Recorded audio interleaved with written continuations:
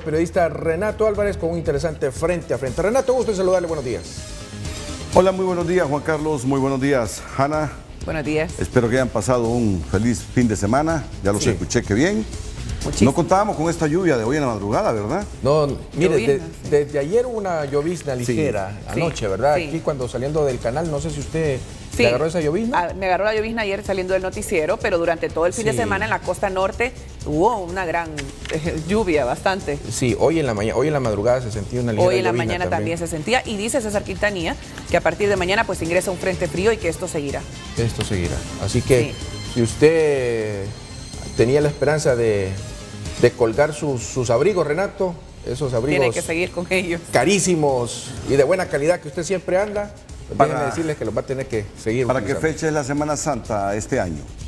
Creo. Mire, cuente a partir del 14 de febrero, 40 días, el 14 de 25 de marzo. 25 de 25 de marzo, más o 25 de marzo. menos. 14 de febrero, Día del Amor y la Amistad, es miércoles de ceniza, déjeme decirle. Es que yo escuché un pronóstico aquí mismo, creo que fue a César, porque es el hombre que nos informa sobre el clima, que los primeros 3 meses del año no descartáramos nadie frente fríos, hasta Ya. marzo inclusive. Hasta marzo, Sí, imagínense. Claro. ya se imagina una Semana Santa con frente frío. Sí, Han habido Semanas Santas en los últimos tiempos con lluvia, ¿verdad? Pero no con frío. Sí. Pero esta vez se nos dice que los frentes fríos podrían estar los primeros 3 meses del año. No es de extrañarnos con el cambio Sí. climático. Estaba leyendo que se ha perdido el 40% de la masa de la parte de todo el polo ártico, y es realmente Bueno. sorprendente que esto, no, bueno, mejor dicho, no nos sorprende que esto esté sucediendo, porque pues todo esto es parte del cambio del clima. Bueno, imagínese ahorita lo que está sucediendo en París, en el río Sena. Actualmente, bueno, en Desbordado. estas últimas horas, inundado por completo. Aparentemente se podría llegar a lo que sucedió en 1910. Han sido hasta el momento desalojadas o quitadas de los lugares cercanos al río Sena 1.500 personas, algo que no había sucedido, oiga bien, desde 1910.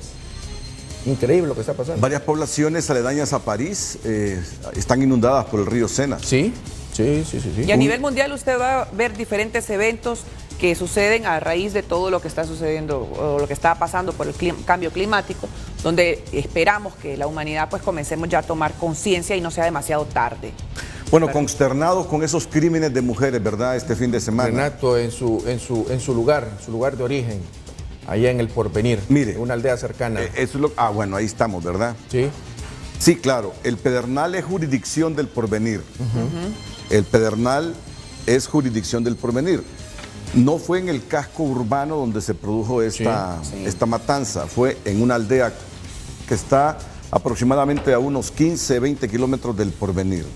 El señor mató a la mamá y mató a 2 hijas. Así fue, ¿verdad? así es. Así es. Así es. Sí, así le es. dio un disparo a la señora en la cabeza y 2 a las niñas. La verdad es que es lamentable porque pues esto es femicidio, realmente ya días nos estábamos alejando de ello, y últimamente solo este fin de semana hay 4 féminas asesinadas. Estas 3 de una sola familia, y otra en San Pedro por su esposo, que por un ataque de celos pues también la mató. Uno lo que idealiza inmediatamente es que capturen a los criminales. Claro. Que los capturen y que todo el peso de la ley recaiga sobre ellos. Porque es lamentable también cómo mató este joven, según los indicios, la información que nos ha proporcionado la policía, a su esposa en San Pedro Sula. Y los abusos contra mujeres, Renato, en la patrulla presentamos esta mañana una jovencita que fue por llamadas de vecinos al 911, fue rescatada porque en el Boulevard Morazán anoche estaban a punto de violarla. Eso lo presentamos nosotros en la patrulla nocturna de esta mañana, y pues la pudieron rescatar y llevar al hospital escuela. O sea, la vulnerabilidad de la mujer hoy en día pues es grande, y habrá que tomar algunas medidas o redoblar medidas de las que ya se están tomando. A mí lo que me sorprende es que la muchacha de San Pedro Sula, un día antes que la matara su marido, fue a la policía. A denunciar. Y es aquí donde yo me pregunto, ¿es que acaso todavía las mujeres no tienen la información a dónde deben llamar? Porque está bien que acudan a la policía, Sí.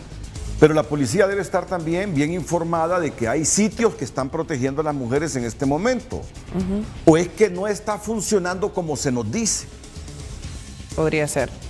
Es lo que yo me he preguntado después del crimen de esta muchacha de San Pedro Sula.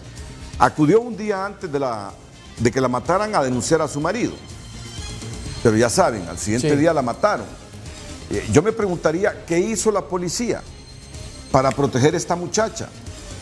¿Por qué esta muchacha no acudió a otros centros de mujer que continuamente están informando sobre sus programas y sus números telefónicos para que se les llame? Estoy tratando de verificar. Refugio, el famoso refugio, ¿verdad? Correcto. El famoso refugio. Yo creo que sí, de una u otra forma hay algo que no está funcionando, Renato. Con la celeridad que uno quisiera. Sí, correcto, correcto.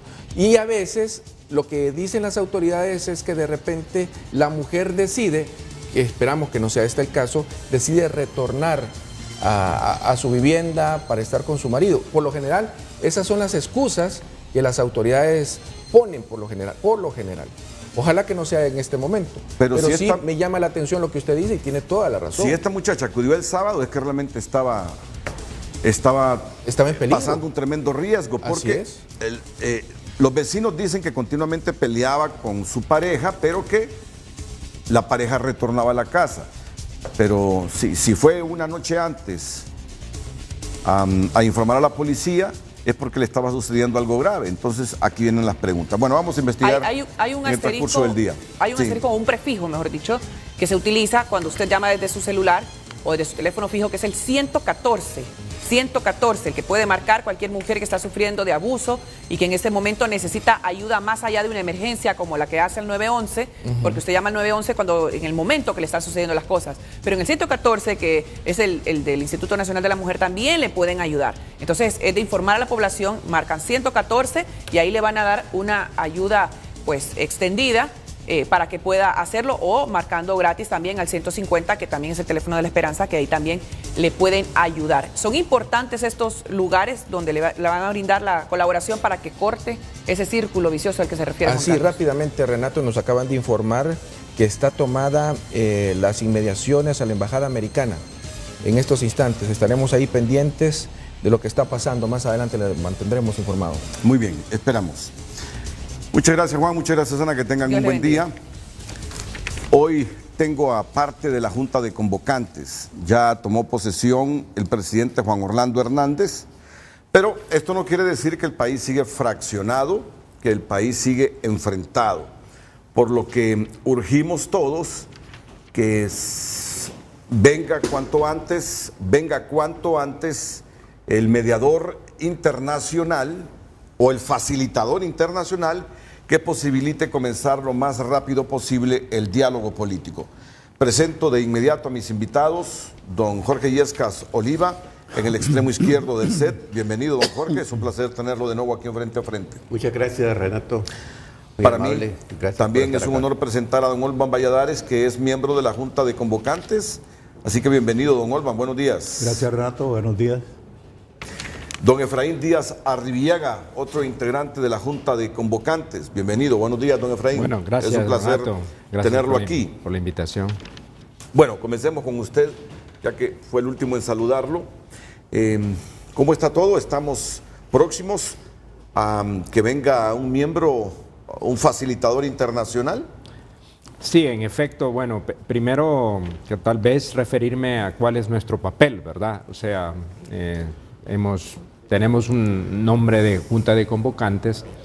Esto surge, creo que es importante señalarlo, como una iniciativa propiamente a raíz del comunicado de la Conferencia Episcopal y a instancias del padre Germán Cálix de la Pastoral Cáritas, de constituirnos en un grupo de ciudadanos, así nos tienen que ver como ciudadanos de este nuestro país, con la idea de poder realmente acercar en un primer momento a las partes o los actores políticos más importantes de lo que consideramos que es la crisis político e institucional. Claro. Decimos, y así lo señalamos, porque de por sí no solamente son los aspectos políticos, sino que el tema de las instituciones, de alguna manera u otra. Este proceso, Renato, lo hemos ya iniciado desde toda esta última semana. Hemos estado acercando, hemos estado reunidos con el presidente Zelaya, con el ingeniero Salvador Narrala, con el presidente de la República y también con el candidato, bueno, el presidente del Central Ejecutivo, el ingeniero Luis Zelaya. Y con ellos pues hemos podido tener, digamos, unas primeras aproximaciones. E igualmente hemos ayudado de alguna manera a gestionar a que hubiera una petición oficial del Gobierno de la República a las Naciones Unidas, sí, para que se produjera, digamos, se seleccionara, digamos, el mediador. El día viernes último tuvimos una reunión en Naciones Unidas, quienes nos informaron sobre cuál es la situación actual. Como usted sabe, y creo que ya ha trascendido un poco en los medios, nombres de algunos de estos posibles mediadores, ¿no?, que se mencionan: el expresidente de Guatemala, Marco Vinicio Cerezo Arévalo, el expresidente de Panamá, Martín Torrijos, y la doctora Ana Catalina Soberanis, que además de ser parte de Naciones Unidas ha sido presidenta del Congreso de Guatemala, que serían los posibles, el equipo mediador. Se habló y algunos de los actores también señalaron la necesidad de una misión exploratoria de Naciones Unidas, cuya misión fundamental sería establecer conversaciones por separado con los distintos actores, de tal manera que puedan tener una idea de cuáles son algunas de las posiciones que se puedan tener de eso, porque indudablemente, y como lo hemos repetido y creo que los demás compañeros pueden agregar esto, de que nuestra posición ha sido siempre de que serán los propios actores los que tienen que definir la agenda de eso. Nuestro papel no es ese, ¿verdad?, sino que más bien es buscar acercamientos y explorar.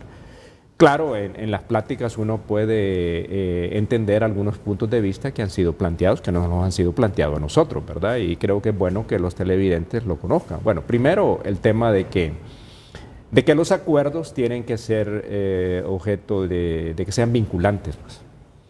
O sea, han señalado algunas experiencias, como por ejemplo la Comisión de la Verdad, donde se señalaron aspectos importantes, como por ejemplo las reformas políticas, pero que esas nunca se pusieron en la práctica. Que quizás, ¿verdad?, volviendo al pasado, si esto se hubiera implementado, a lo mejor no tuviéramos actualmente la crisis político-institucional. Entonces, ese es uno de los puntos importantes, o sea, que haya que sean vinculantes. Creo que este es algo importante, y que las reformas políticas, pues, indudablemente, va a ser uno de los temas importantes. Nos lo señaló el presidente de la República, nos lo señaló el ingeniero Luis Zelaya, también de alguna manera u otra el presidente Zelaya, el ingeniero Narrala. O sea, pues que hay algunas cosas que están ahí, pero claro, eso tiene que ser de alguna manera u otra, entonces ya manejado una vez con todos los actores sentados por el equipo de moderación que entiendo pues Naciones Unidas va a hacerlo. No le puedo dar, Renato, digamos, los tiempos, porque bueno, Naciones Unidas tiene que definir esos tiempos, pero entiendo que dada la urgencia de lo que estamos acá, que ese equipo explorador puede que sea esta semana, pero en esa plática que tuvimos con Naciones Unidas el viernes pasado no nos definieron tiempos definidos todavía, sino que están en el proceso de organizar y hacer la visita de la misión exploratoria. Eso es más o menos lo que hasta este momento tenemos y que de alguna manera u otra eso. Nosotros hicimos también una conferencia de prensa el día viernes, ¿no?, donde definimos un poquito nuestra posición respecto a cómo veíamos el proceso del diálogo. Señalábamos que, bueno, y creo que usted también lo entiende, el pueblo hondureño también lo entiende, que no es un camino fácil, ¿verdad? Advertimos que hay dificultades, por supuesto, ¿verdad? Hay ciertas condiciones también en el país que no son necesariamente favorables al diálogo. Hay una gran desconfianza de alguna manera u otra en muchas cosas. Pero sobre todo creo que el papel debe ser que de alguna manera u otra tenemos que buscar salidas, y que no obstante el momento difícil porque la nación pasa, sabemos que hay una sociedad muy dividida, muy enfrentada, pero señalamos la necesidad de buscar un reencuentro de la nación. Yo creo que ese es un aspecto que debemos de alguna manera u otra.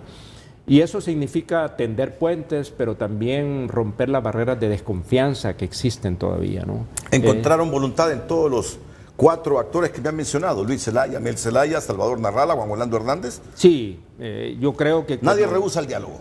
No, de ninguna manera. Yo creo que hay voluntad. Lo que pasa es que condiciones y también desconfianzas, Sí. ¿no? ¿Verdad? Es decir, lo cual es perfectamente normal, y garantías, ¿verdad? De que los acuerdos realmente eso, y que uno podría, y esto creo que es bueno señalarlo, que no se interprete, digamos, el diálogo como un mecanismo de legitimación, ¿verdad? Sino que el diálogo debe ser conducente a encontrar salidas razonables a la crisis que el país vive en este momento, de tal manera que nos allane el camino para encontrar, digamos, ya soluciones a otros problemas de carácter económico, social, que serían parte de lo que se ha denominado un gran pacto social que permita de alguna manera encontrar ya soluciones a los problemas de corto y mediano largo plazo que la nación tiene. Entonces, creo que en ese marco tenemos que ver, y sobre todo creo, Renato, y esto pues ya quizás es mi punto de vista, es que tenemos que establecer condiciones para la tolerancia. Si no logramos realmente tener tolerancia y poder aceptar las diferencias y buscar unas salidas sinceras y eficaces, creo que va a ser difícil el proceso de diálogo. Y hay ciertos aspectos que creo que nosotros lo señalamos en el documento que dimos a conocer el día viernes.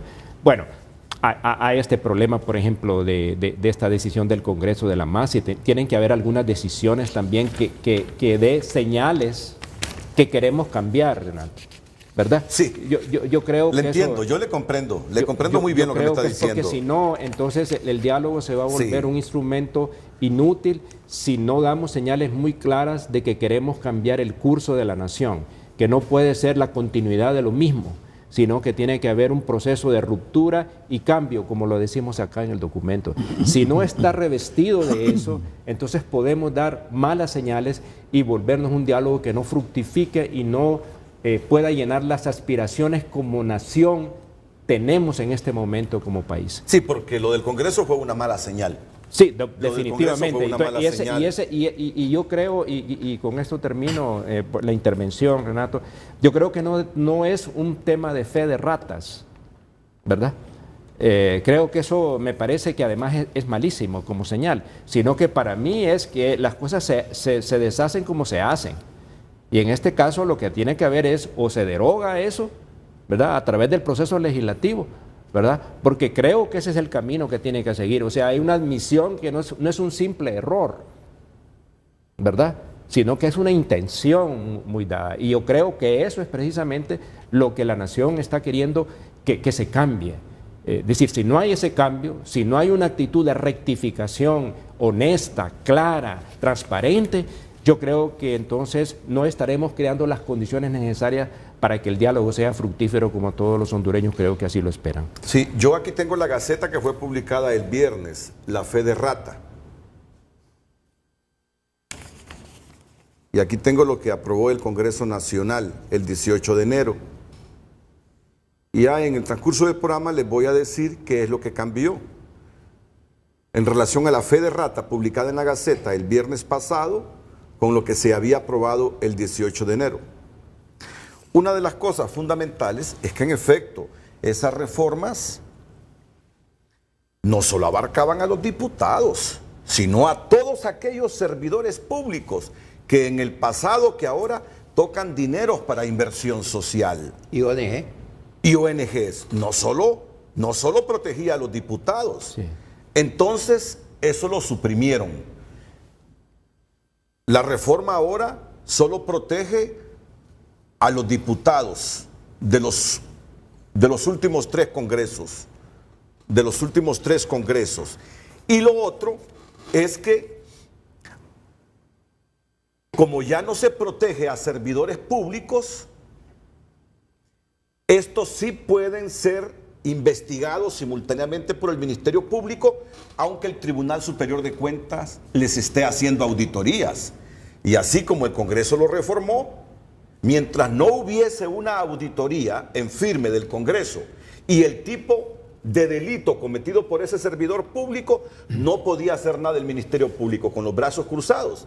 Pero entonces dejaron estrictamente la protección para diputados.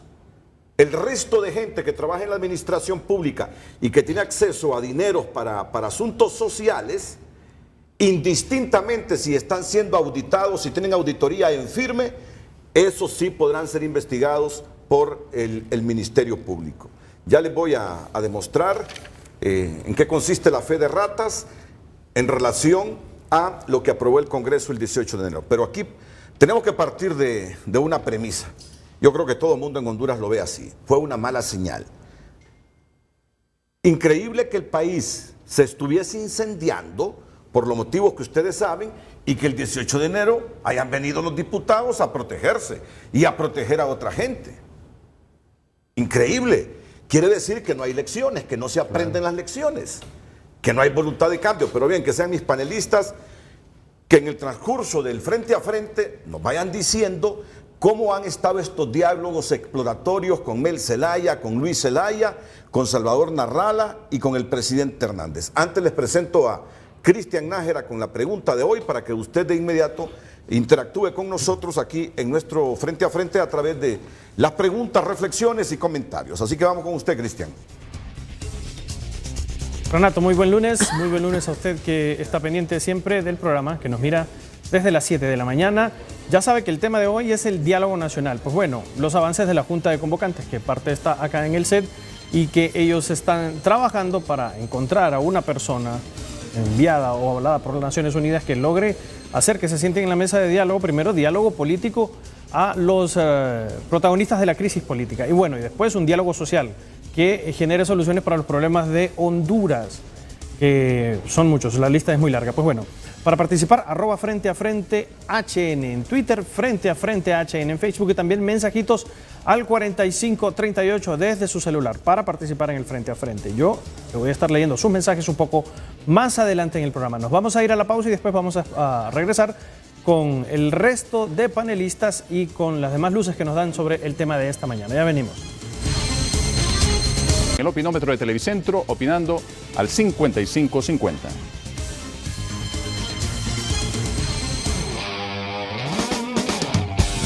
Momento de informar sobre tránsito vehicular en esta mañana de lunes. Pues vamos a presentarles el anillo periférico en la parte final sobre el Boulevard 21 de Octubre. Hay alertas de tráfico vehicular y en rojo completamente esta arteria que viene del centro comercial Las Lomas y con destino a las Lomas del Guijarro, justamente calle República Dominicana, Llamarada del Bosque, ahí frente al Mall La Galería, allí tenemos este rojo intenso, repito, en las Lomas del Guijarro. Boulevard Fuerzas Armadas, a la altura del Country Club, todavía es moderado el tráfico, pero está pintado en anaranjado. En rojo, frente a la Fuerza Naval de Honduras, ahí tenemos una larga fila de vehículos y a lo largo de esa arteria, pues también otras alertas de tráfico vehicular que debe valorar.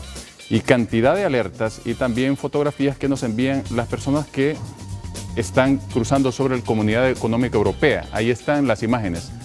Ahí van pegaditos estos vehículos transitando frente al Aeropuerto Internacional Toncontín.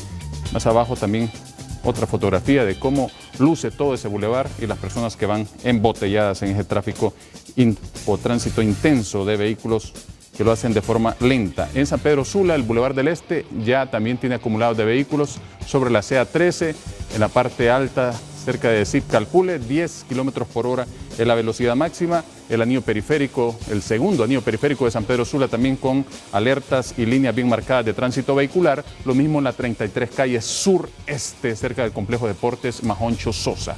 Esto es lo que está pasando en San Pedro Sula y Tegucigalpa a esta hora de la mañana. Tome en cuenta, valore esta información y conduzca con precaución porque pues está lloviendo en varias partes del país y es bueno conducir con mucha precaución para evitar cualquier accidente y por supuesto respetar las señales de tránsito. Ahora sí nos metemos en el tema de esta mañana con Renato Álvarez. Adelante.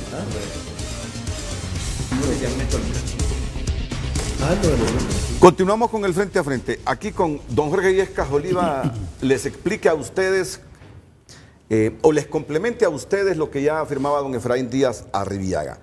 Primero viene la misión exploratoria de la Organización de las Naciones Unidas. Enseguida vienen ¿cómo le podemos llamar? Mediadores, facilitadores. Mediadores. Porque los facilitadores serían estos de Naciones Unidas, sí, ¿verdad? que vienen a explorar, a diseñar, a implementar y a darle seguimiento al diálogo.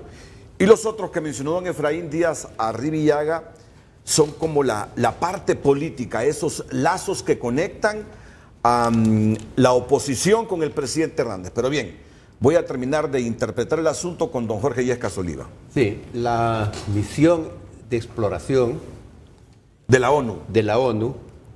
La ONU tiene su propio manual para este tipo de actividades. Son verdaderos expertos en materia de diálogo democrático. Ellos hacen una diferenciación muy clara entre lo que es el diálogo democrático y lo que son otro tipo de reuniones. Por ejemplo, esas convocatorias que están muy desprestigiadas porque ni en Honduras ni en otros lugares ha dado resultado. Convocan a un montón de gente, la gente comienza a hablar, eso puede ser una asamblea de organizaciones populares, puede ser una tertulia, puede ser un conversatorio, pero no necesariamente un diálogo democrático. Entonces, la Comisión de Exploración viene a ver cómo está la situación. Entonces, ellos definen dentro de esa exploración cuál es la temática que se va a tratar. Y en este caso, yo creo que es importante señalar que la temática es estrictamente política.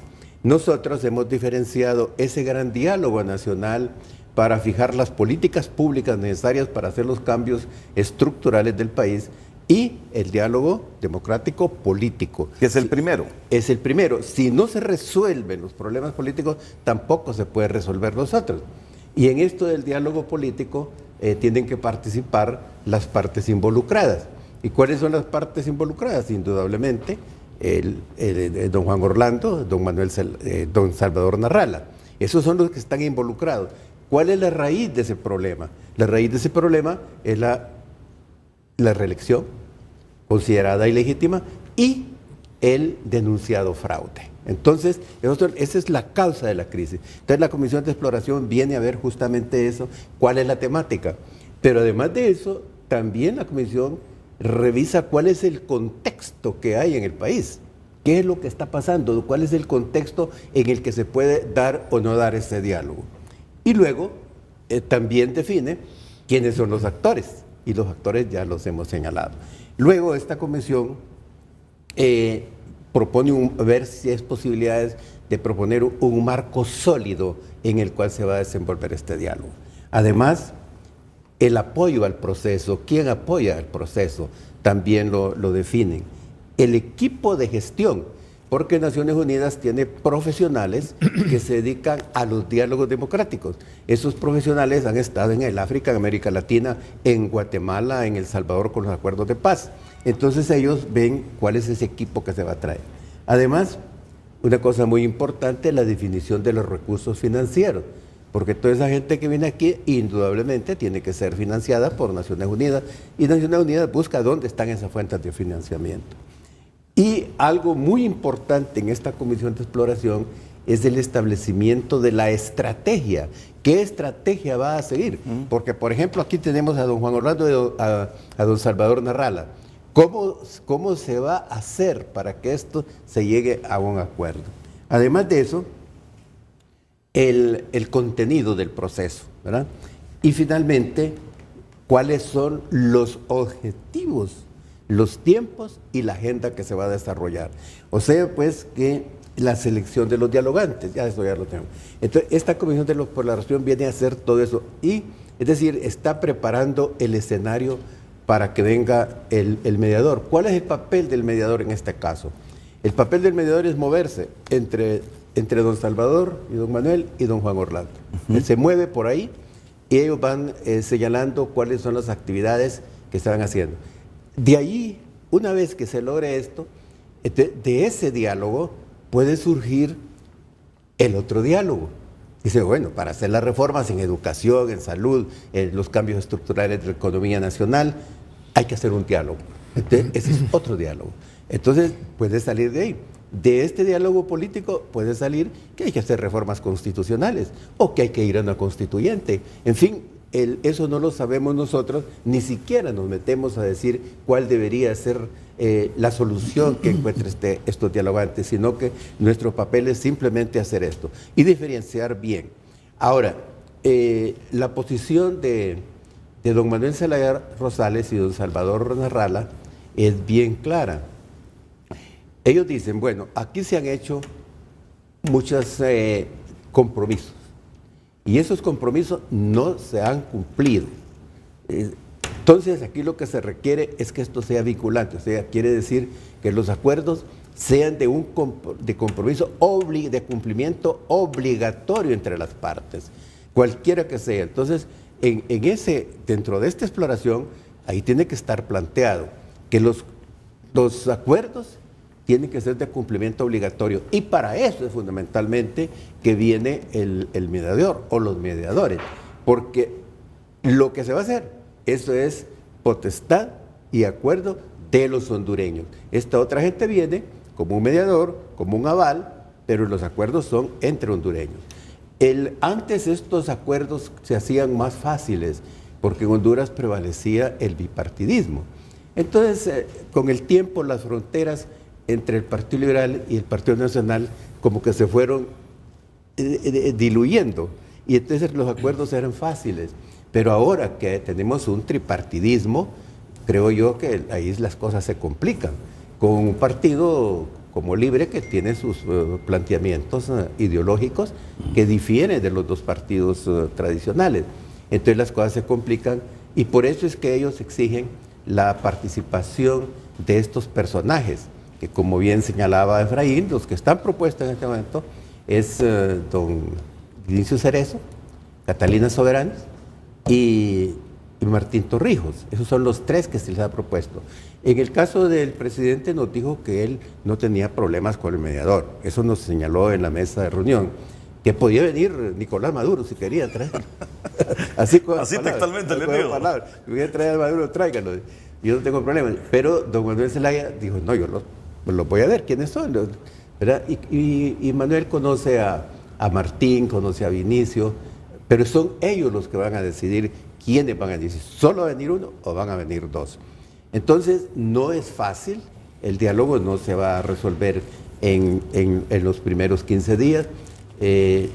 Esto tiene que resolverse, como decía don Luis Zelaya, en una reunión que tuvimos con él, que él debería resolverse esto en los primeros 100 días, pero vamos a ver qué dice don Salvador y don Manuel. Ya esas son cosas que tienen que quedar establecidas en la agenda, en la ruta que se va a establecer para lograr el diálogo. No, yo sé que ustedes no pueden andar anticipando nada, ni andar forzando calendarización también. Tampoco. Pero es obvio que, y créanlo que así va a suceder, alguna de las cosas que consensúen tendrán que ejecutarse en este primer año. Claro. Tendrán que ejecutarse en este primer año. Va a haber eso lo decía don Manuel Zelaya.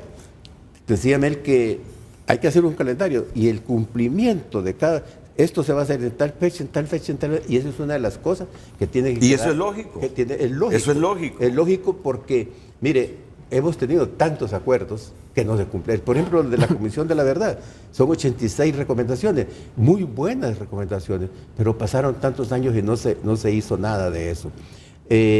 La propia Naciones Unidas, este manual, es un resumen del manual que nosotros hemos estudiado ahí en el PNUD, porque formamos parte del grupo de diálogo de ciudadanía activa.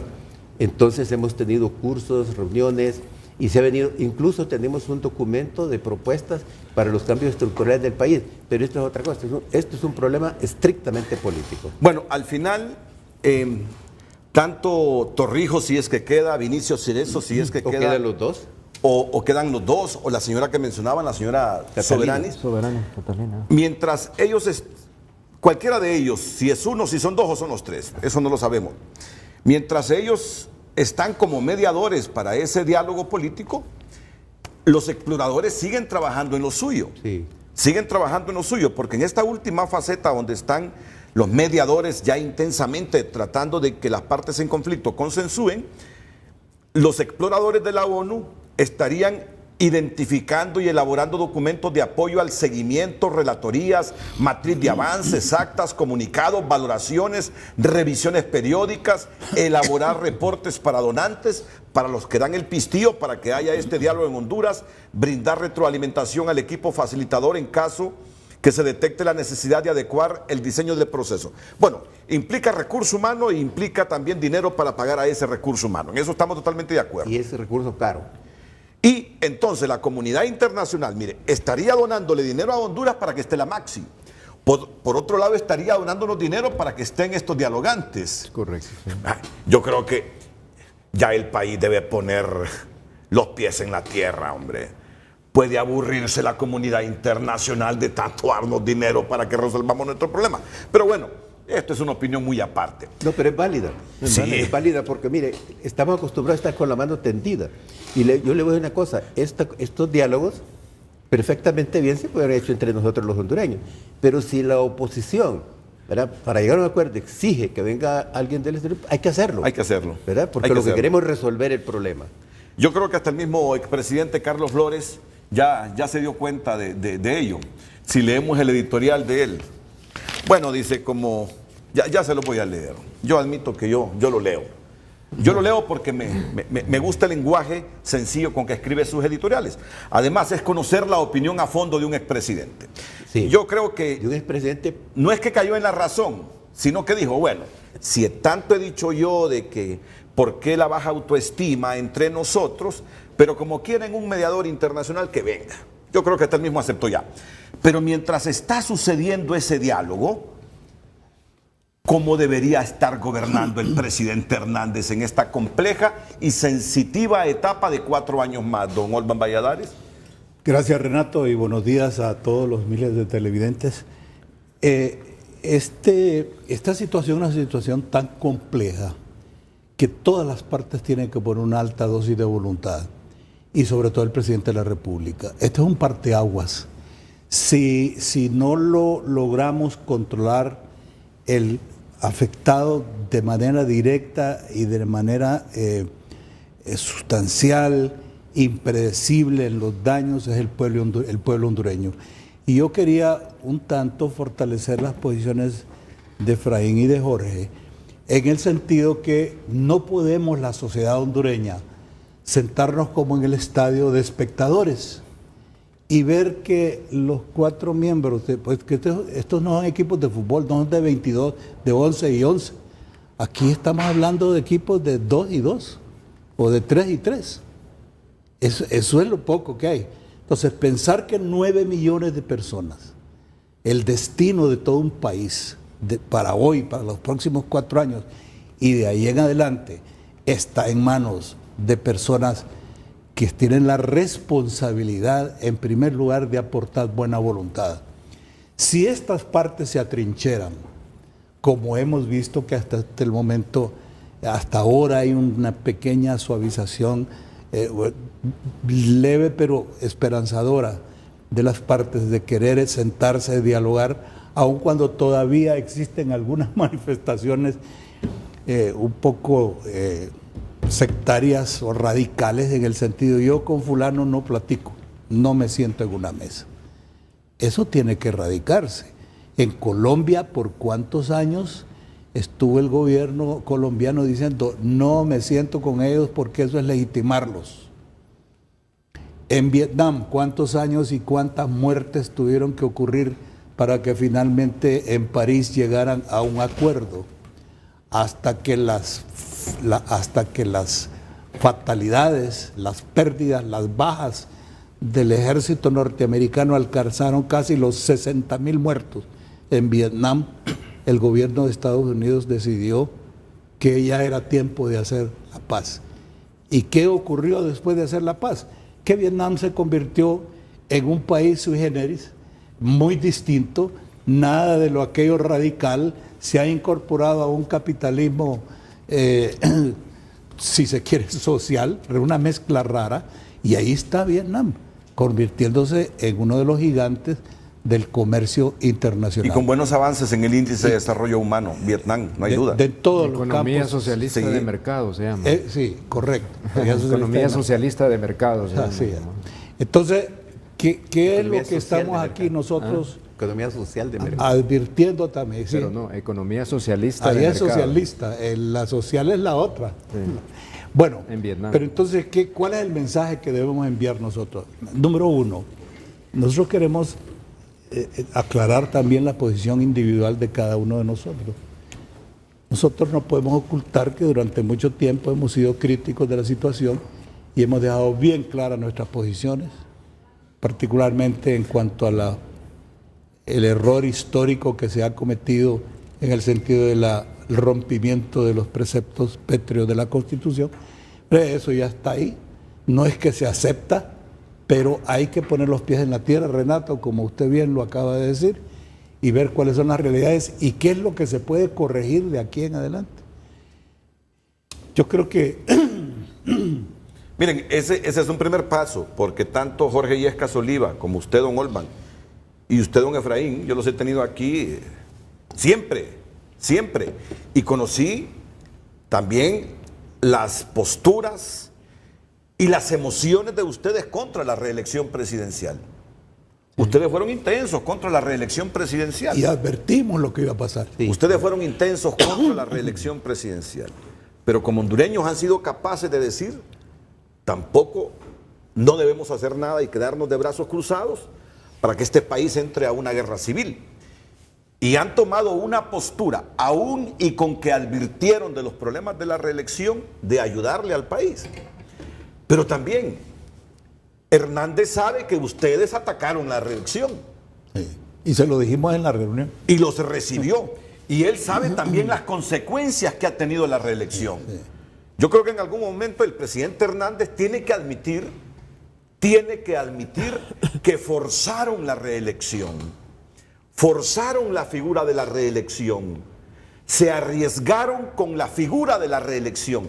En algún momento él tiene que admitirlo. Desde el instante que recibe a 3 personas que atacaron la reelección, está admitiendo, no, posiblemente nos equivocamos. Ahora, a enmendar los errores. Los de la oposición van a decir, jamás vamos a legitimar ese gobierno de Hernández. Pero el problema para la oposición es que ya no hay asideros para posibilitar otra elección, repetir el proceso electoral. Ya hay infinidad de países que han reconocido los resultados de las elecciones del 26 de noviembre. El camino que queda ahora es quitar todas esas artimañas y toda esa estructura jurídica, esa institucionalidad perversa que provocó que cayéramos en esto. ¿Y eso cómo se hace? Con consensos y luego con reformas. Y probablemente con una nueva constitución. Mire el día que se lo digo a estos 3 convocantes. Yo creo que Honduras, más temprano que tarde, va a tener una constituyente para crear una constitución surgida justamente de este diálogo. Es una opinión muy personal, pero que creo que vamos hacia ahí. Perdón que lo interrumpí, don Juan. No, correcto. Y otra cosa es que tenemos que entender que la estrategia de desarrollo económico del Estado debe modificarse totalmente. Hasta este momento son 4 años, porque el gobierno del presidente Lobo no hizo mucho en ese campo. Pero el presidente Hernández ha volcado todos sus esfuerzos y sus recursos a satisfacer los requerimientos con las instituciones financieras internacionales, de tal manera de arreglar, de conciliar la posición del país que había quedado tan deteriorada y satisfacer los requerimientos. Y por eso es que se ufana el gobierno actualmente, y está bien, con razón, de que el aspecto macroeconómico, el asunto de la recaudación fiscal, esos son los logros del Estado. Pero la economía doméstica ha estado muy deprimida. Y en este momento, la economía todavía ya estaba deprimida, era como un paciente que está con cáncer y de repente, cuando está durante el tratamiento, le da neumonía. Eso es lo que ha estado pasando en el país en este momento. La situación antes de las elecciones era muy precaria y después de las elecciones es peor. ¿Y quién está sufriendo? Y que para que lo entienda también la oposición, porque este mensaje lleva el propósito precisamente de crear conciencia. ¿Quién está sufriendo en realidad? Es el pequeño, como de costumbre siempre ha sido así en todos los movimientos sociales, políticos del mundo. Si hay sufrimiento, quien sufre es el pequeño. Y el grande, hablando en términos relativos, tiene mecanismos de defensa.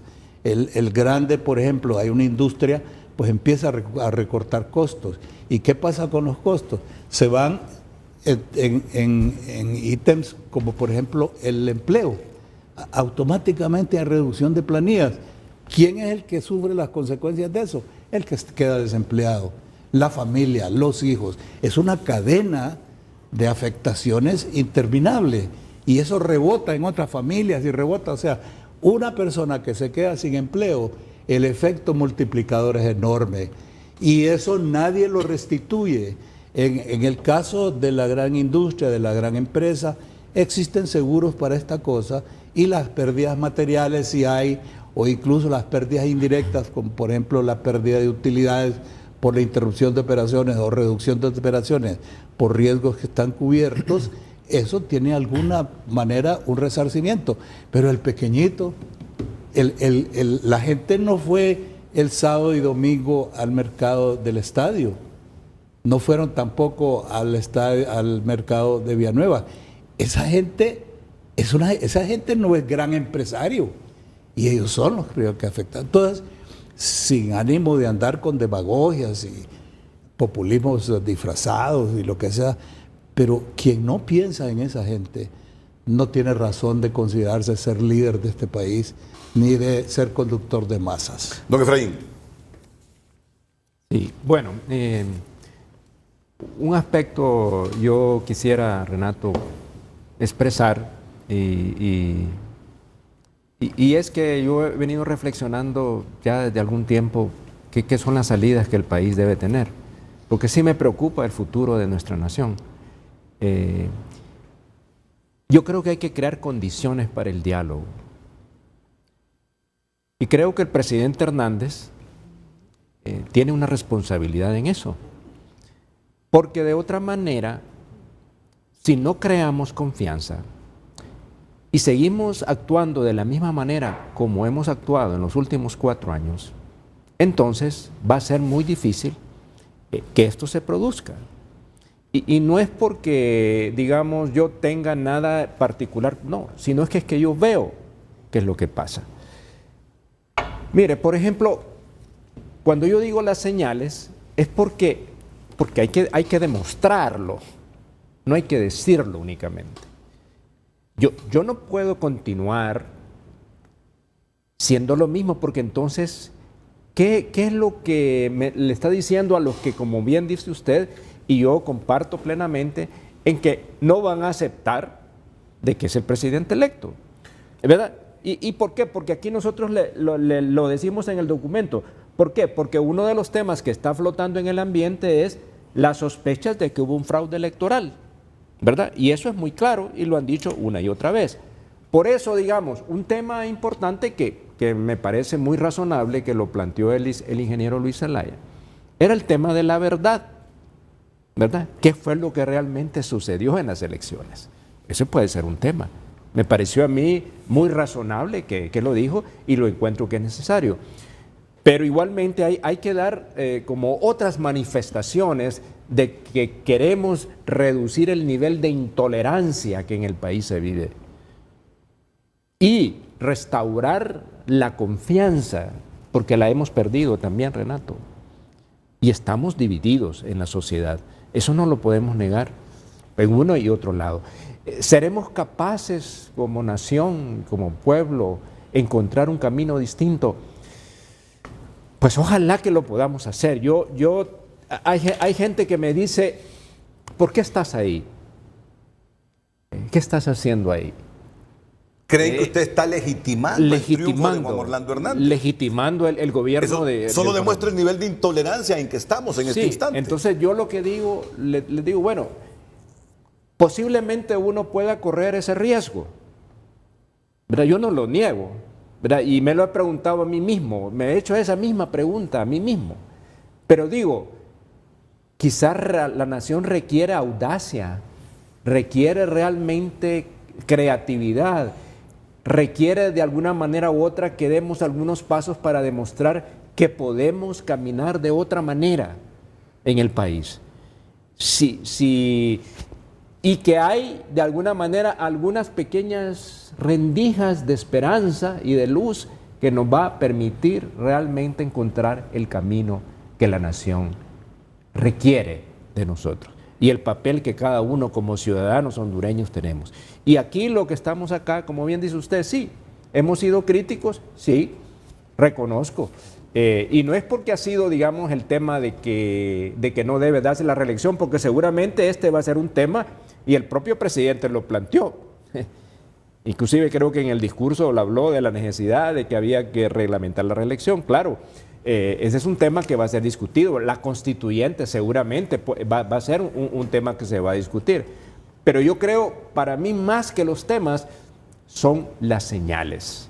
Si yo no doy señales de cambio y más bien de repente, y esto lo digo ya no como miembro del grupo de convocantes, sino que como ciudadano, cuando ya estoy pensando qué es lo que va a pasar después del 2022, en la toma de posesión del alcalde de Tegucigalpa, que me está diciendo eso, me está diciendo es que yo me quiero perpetuar en esto. Entonces yo digo, para mí esas son las cosas y yo quiero que ustedes lo tomen, Renato y televidentes y los compañeros, como mi opinión, nada más, ¿verdad? Yo asumo la responsabilidad de eso, pero le encuentro que eso no me da a mí confianza de que yo quiero hacer las cosas de otra manera y yo pienso que el país tiene que hacerlo de esa manera. Cuando yo integro un gabinete y no doy diversidad de la sociedad hondureña, sino que es más de mi partido, entonces no estoy haciendo un gobierno de integración nacional. No estoy contribuyendo a la unidad de la nación.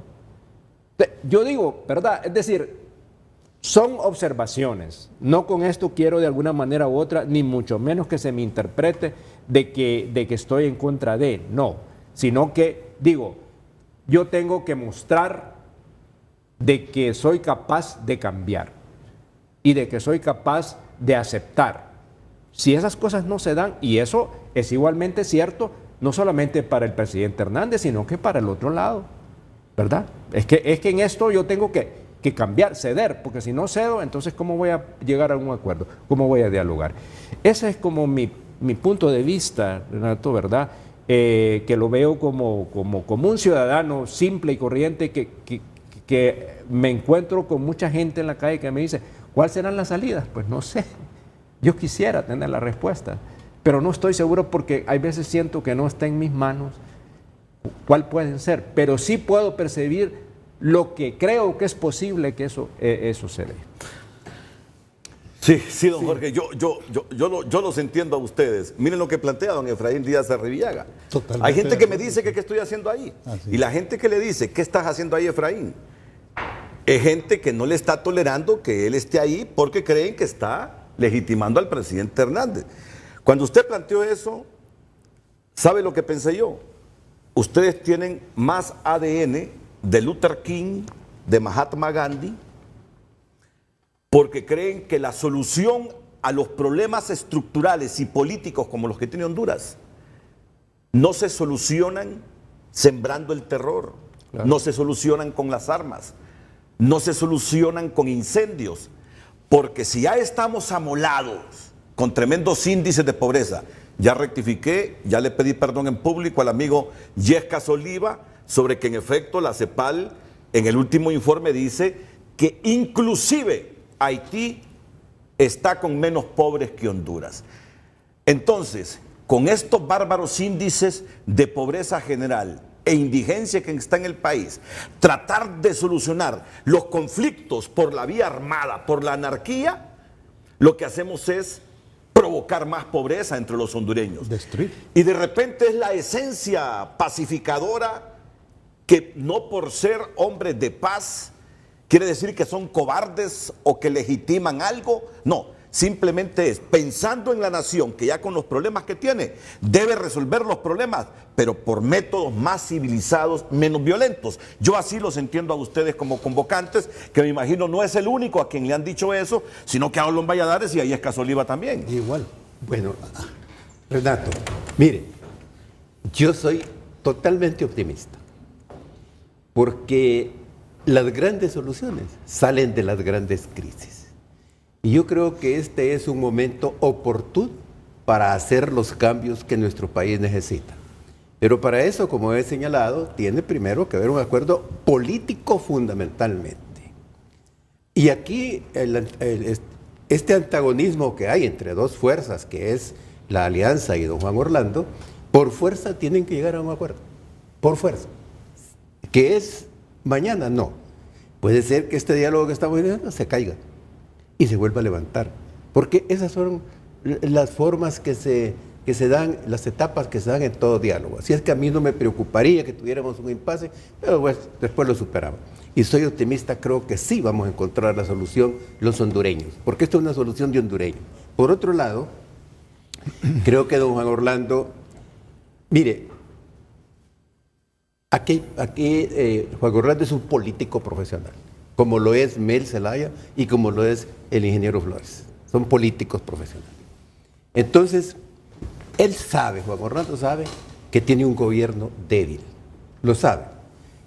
El hecho de que no haya venido un solo presidente, jefe de Estado, a esta toma de posesión es algo muy delicado. Aquí estuvieron los embajadores, los representantes, pero no vino un solo jefe de Estado, ni de Centroamérica. Por otro lado, el mensaje que se mandó al mundo entero fue muy negativo. Una toma de posesión total y absolutamente militarizada, con una fuerza desmedida y preocupante. Escuché a un oficial que estaba ahí en el Guanacaste, lo escuché por la radio, y decía él, estamos dispuestos a dar la vida, pero no vamos a permitir que el comunismo llegue al poder. ¿Cómo es eso? Hemos regresado a los 80. Es una lucha ideológica esta, sí. El policía tiene que ser la persona que pone orden, pero ya se ve un sector ideologizado. Eso es muy delicado, porque ni el ejército ni la policía deben actuar por razones ideológicas. Ahora, pero reprimir no nos debe sorprender eso, porque quien ha preparado históricamente a nuestros policías y a nuestras Fuerzas Armadas son los Estados Unidos. Claro. Eso no nos debe sorprender. Pero le entiendo su mensaje, entiendo lo que usted quiere decirnos. Ahora, si tiene un gobierno débil, don Juan Orlando, ¿qué es lo que va a pasar? ¿Viene inversión extranjera? No. Fíjese usted que el año pasado la inversión extranjera en Panamá fue de alrededor de 4.000 millones de dólares. En Costa Rica, con menos población nuestra, más o menos igual. Y en Honduras, 800, pero inversión, diré, 200. Y el resto era reinversión. En aquel momento, que era un gobierno constitucional. Hoy, con este gobierno débil, hay ausencia. Y algo que es totalmente preocupante, viendo las cifras del Banco Central, es que los hondureños capitalistas invirtieron en el exterior 3.000 millones de dólares. Casi 3.000 millones. Grave. ¿Por qué no lo invierten en el país? Porque hay inseguridad jurídica.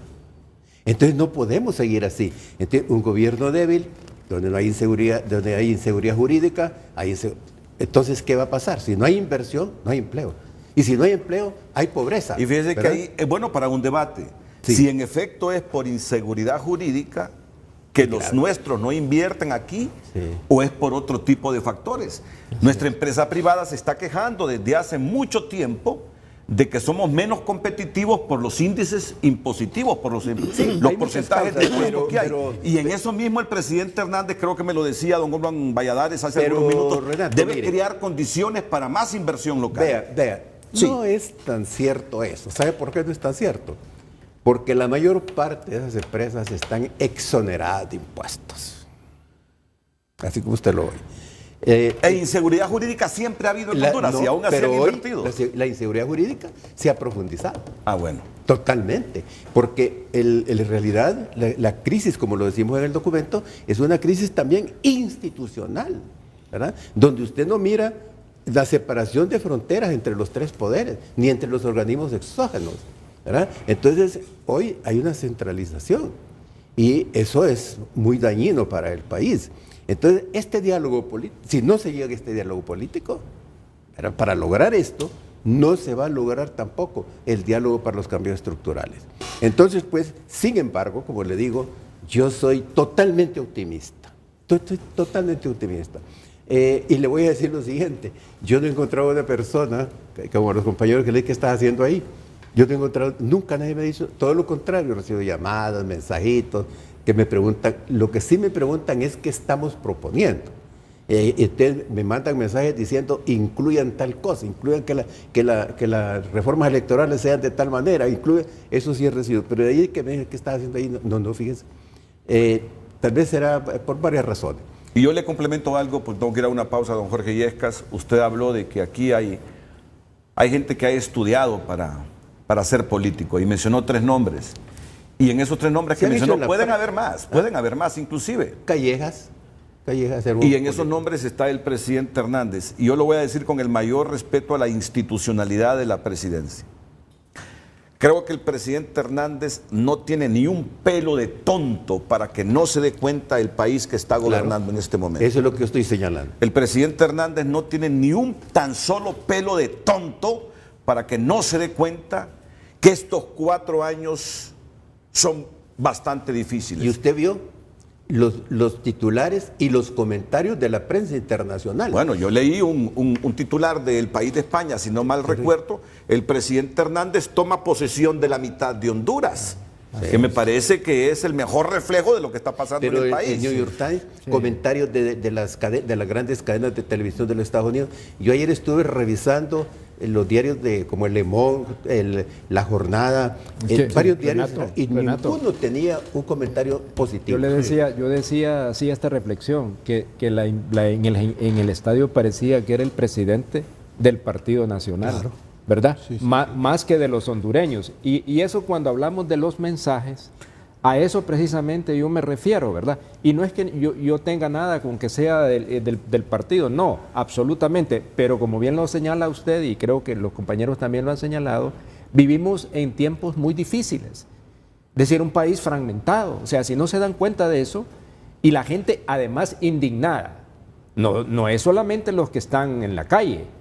Cualquier ciudadano que me encuentro a mí me lo plantea permanentemente. Entonces la gente sí requiere que esto, otra manera de hacer las cosas, porque si no, no vamos a avanzar. Yo no es que no soy optimista, no, yo siempre he sido optimista y siempre he tenido esperanza, porque para eso hemos estado luchando en Honduras, pero me doy cuenta y no me quiero realmente engañar a mí mismo, decir de que esto va a ser fácil, no.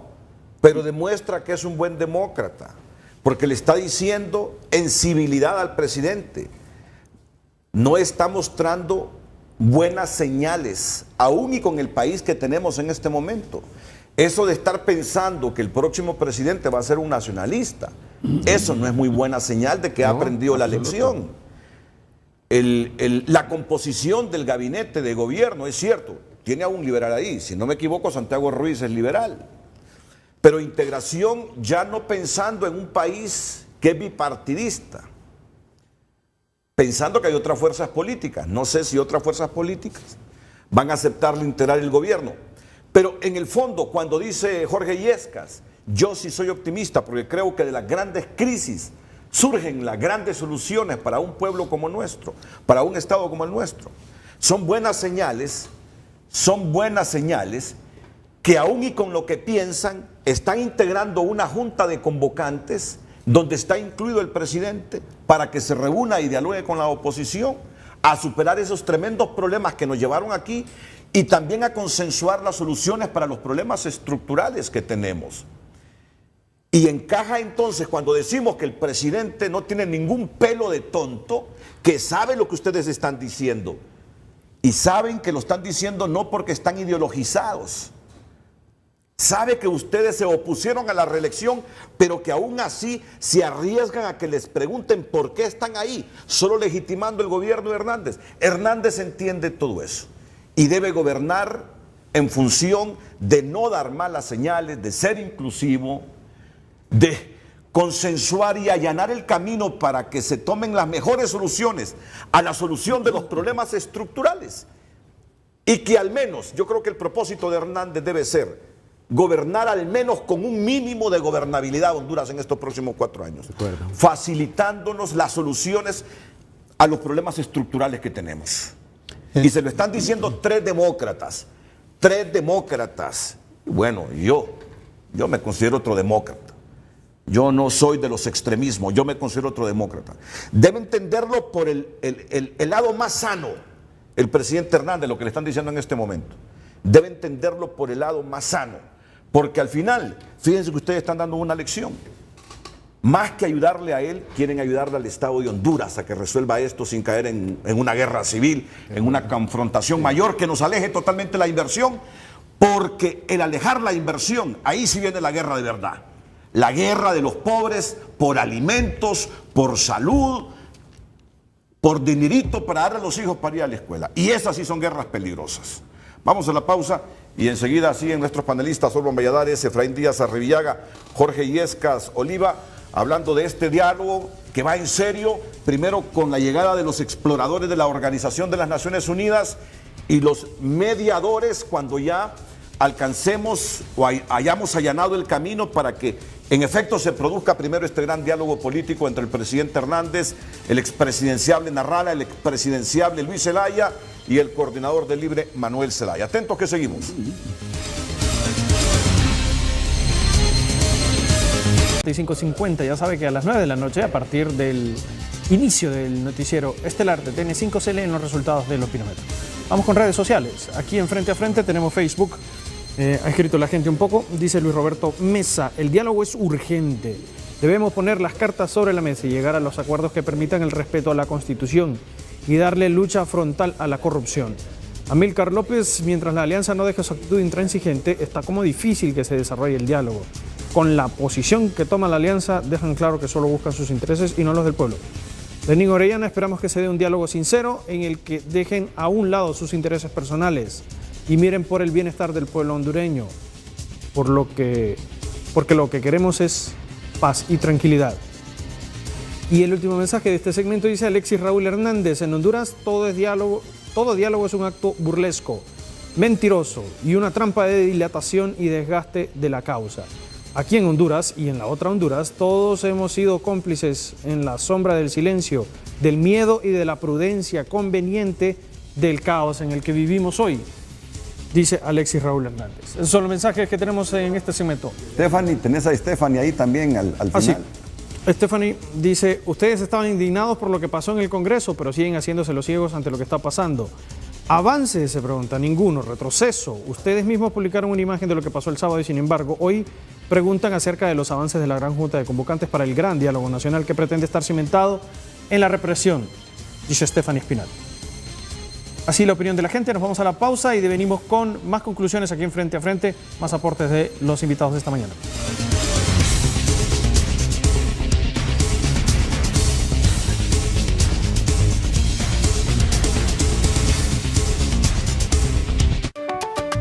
Celebrando nuestros 80 años de nutrición, salud y bienestar en Centroamérica, te traemos de vuelta Gana con Gusto Nestlé. Renovamos el área de tu casa que más disfrutas, mientras te llevamos de paseo con tu familia. Compra los productos Nestlé participantes y descubre el premio instantáneo. Entre más compras, más oportunidades tienes de ganar. Son 10 premios en total y cada semana descubriremos un ganador de Gana con Gusto Nestlé.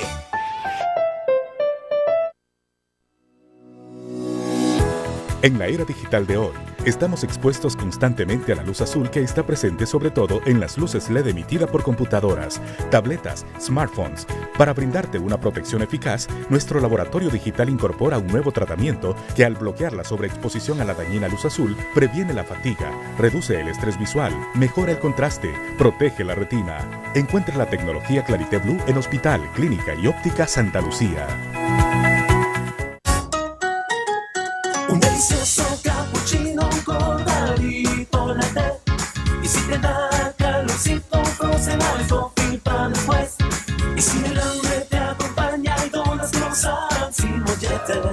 A Dunkin' Donuts vamos amigos, a Dunkin' Donuts vengan amigos. Disfruta momentos con nuestro Dunca Latte, un delicioso latte con café 100% hondureño, sabor a moca o caramelo, a solo 36 lempiras. Dunkin' Donuts, café y más. Si te gustan las historias de amor, de justicia, ¿por qué están promoviendo que expulsen a mi hijo? de intrigas, Cuando ustedes van, ya me fui. o de la vida real, aquí tenemos las más grandes producciones con los mejores elencos. Los buenos, los villanos, las buenas y las buenísimas. Aquí encontrarás solo lo mejor de lo mejor. Te prometemos que no podrás dejar de verlas. En el 2018 sigue disfrutando las mejores telenovelas de América solo en Canal 5, el líder.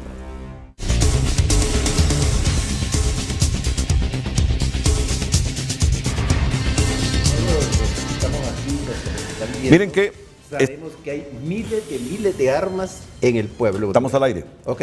Y se corre el riesgo que esas bandas puedan meterse también en las actividades políticas y que aquí puedan surgir guerrillas urbanas y narcoguerrillas urbanas y narcoguerrillas con otros propósitos. Con otros propósitos, sí, pero que van a utilizar banderas políticas como ha sucedido en Colombia y en otros países. Eso es grave para Honduras, porque si nosotros entramos a eso, no vamos a salir. Por eso es necesario, y usted ha señalado bien, el presidente sabe dónde está sentado, sabe que está sentado en un polvorín. Entonces es urgente, por eso, el diálogo para parar y enrumbar el país por el camino del desarrollo. Estamos claros en algo, ¿verdad? Yo creo que esa sería como la primera conclusión del programa. Todos deben contribuir al diálogo, todos, hasta la gente que está indignada y los liderazgos que están indignados por la reelección o por lo que ellos consideran un fraude. Pero quien está más obligado a enviar señales inclusivos para que a través del diálogo se solucionen estos conflictos mediatos y estructurales que tenemos es el presidente Hernández.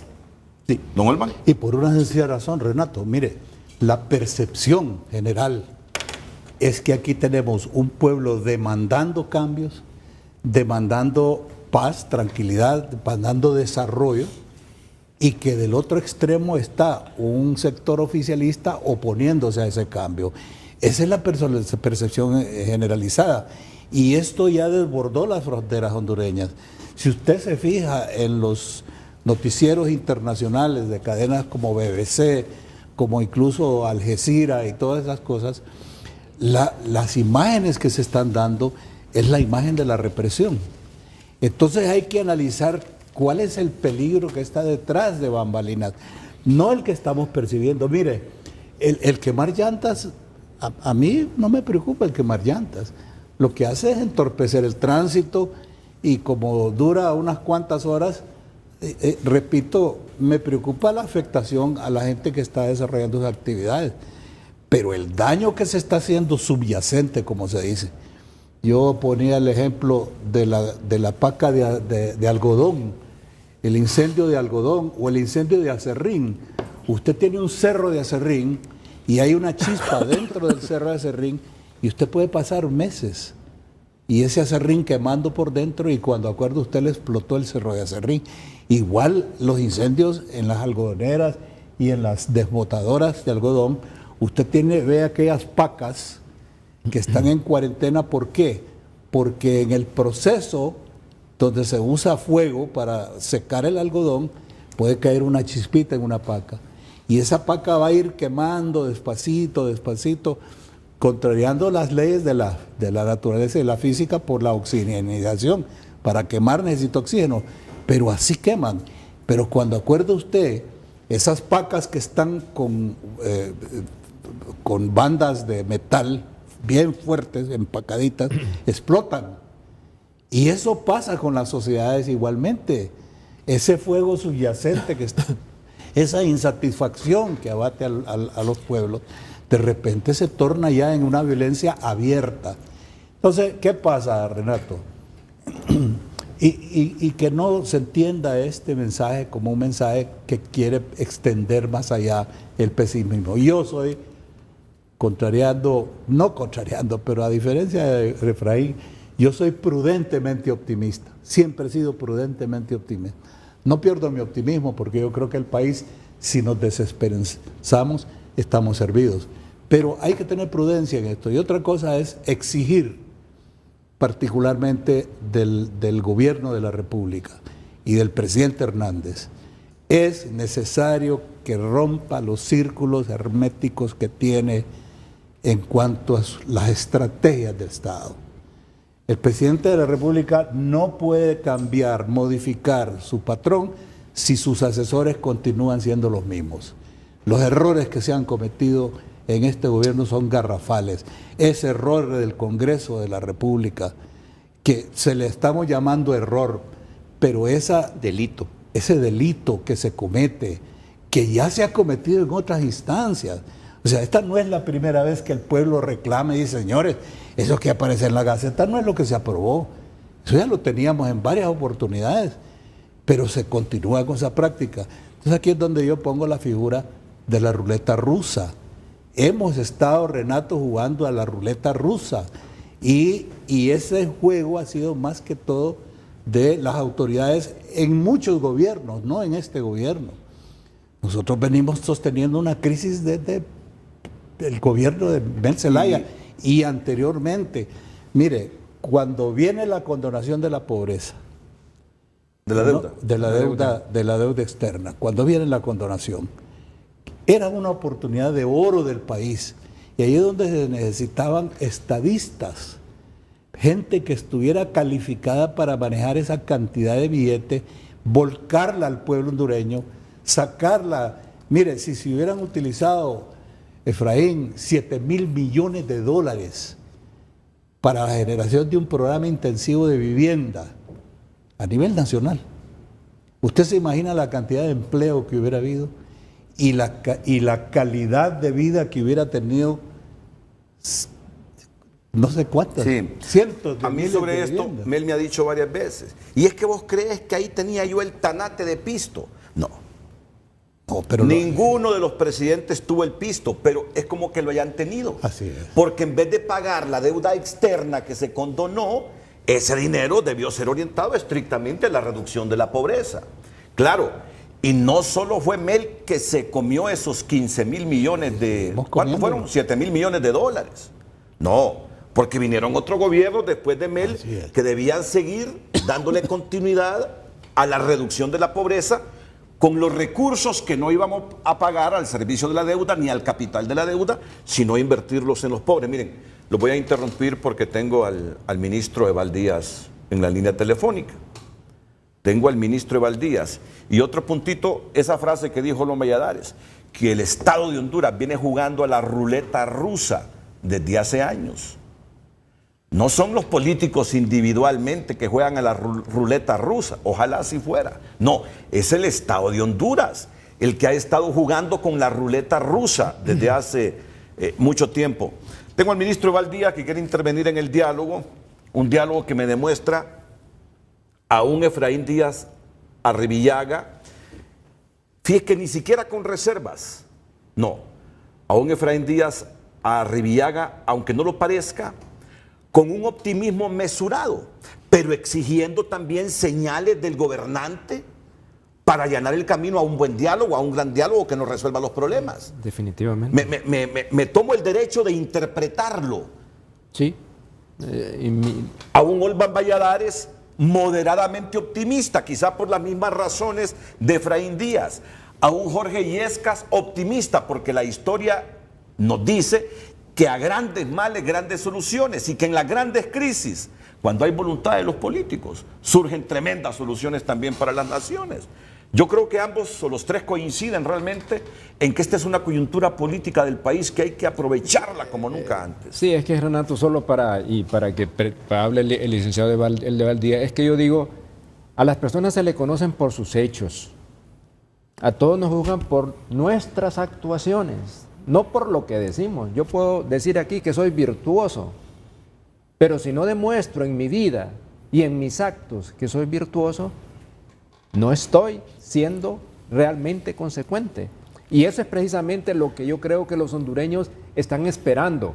O sea, de que las personas realmente actúen en realidad y no con medias verdades. Uno de los grandes problemas de la política, y hemos estado hablando aquí del presupuesto, es la corrupción. Y precisamente, ¿por qué hemos tenido oportunidades en el pasado? Usted muy bien decía, Renato, las lecciones aprendidas. No aprendemos las lecciones del pasado. Y hemos tenido oportunidades, transiciones que nunca hemos terminado. el Mitch, el FIFI, nos han traído cantidad de recursos y el país no ha cambiado.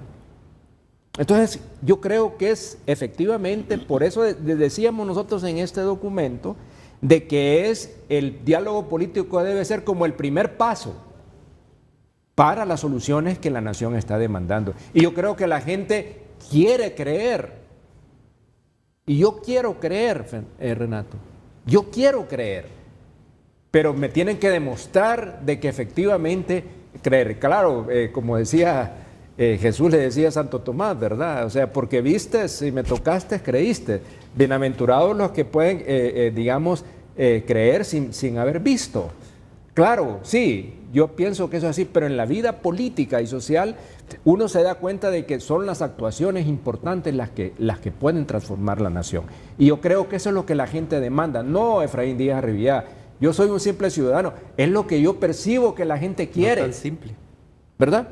O sea, que quiere que la situación cambie, que se sientan vivir en un país en el cual todos queremos y queremos un futuro para nuestros hijos, nuestros nietos. Yo creo que la gente es lo que quiere, vivir realmente en un país diferente. Mira, el otro día, y con esto termino, escuché a una persona en otro canal, un inmigrante hondureño de vuelta. Él lloró, estaba en una de las manifestaciones ahí. Ese hombre realmente reflejaba la tragedia de muchos hondureños que tienen que partir al exterior porque no hay oportunidades en su país. Entonces, yo digo, tenemos que hacer una sociedad mucho más incluyente también. Cómo disminuimos las desigualdades enormes que hay todavía en nuestro país. O sea, son cosas que creo están ahí, ¿verdad? Y nuestro papel, por supuesto, es hacer lo mejor que está en lo que podemos para contribuir con nuestra nación y lo hacemos de manera desinteresada. Yo realmente, le debo, Renato, no ando buscando absolutamente nada. Lo que quiero nada más es que Honduras sea distinta. La Honduras que yo he soñado y que hemos soñado muchos. Y por eso hemos estado aquí, ¿no? Tantas luchas que hemos dado. Usted también, Renato, igual, ¿verdad? Ese es el país que queremos construir. Yo digo, es una reflexión propicia, es una oportunidad, coincido con Jorge. Claro que es una oportunidad. Ojalá que no la desperdiciemos. Inmediatamente después de la pausa comercial. La pausa dura 1 minuto 45 segundos. El ministro Eval Díaz aquí en Frente a Frente esta mañana con los convocantes Efraín Díaz Arribillaga, Jorge Illescas Oliva y Olvan Valladares. Es decir, cuando digo opiniones me refiero, son respuestas sencillas. A Reconciliación Nacional, B, Fuerza de Tarea, comida en su mesa, Fuerza de Tarea para la generación de empleo, la C, y la D, lucha contra la delincuencia. 55-50, ahí recibimos sus mensajes. El ministro Eval Díaz, gracias por esperar en la línea, ministro. Y gracias por estar viendo el programa y reaccionar ante las valoraciones que han hecho aquí. 3 de los, ¿cuántos convocantes son? 7. 7 convocantes. Don Olvan Valladares, don Efraín Díaz Arribillaga y don Jorge Illescas Oliva. Buenos días, ministro Eval Díaz. Muy buenos días, Renato. Un saludo al pueblo hondureño y saludo a los 3 amigos que están ahí ilustrando con sus opiniones al pueblo hondureño. Don Olvan Valladares, don Jorge Illescas y don Efraín Díaz Arribillaga. Renato, yo quise intervenir y agradezco el espacio para reafirmar lo que hemos venido sosteniendo desde hace algunos días. El profundo compromiso del presidente Juan Orlando Hernández en buscar y crear las condiciones para que haya un diálogo abierto, tolerante, inclusivo, sin condiciones, pero también con el compromiso de que el resultado de ese diálogo se traduzca en acuerdos que sean obligatorios para todos, porque si no, no tiene sentido un diálogo que no tiene resultado. En ese contexto, el presidente Hernández ha manifestado su buena voluntad, primero, acudiendo a las Naciones Unidas en una carta que formalizó la Cancillería de la República, porque ese fue el camino que indicaron los líderes políticos de la oposición, entre ellos el ingeniero Salvador Nasralla y el ingeniero Luis Zelaya.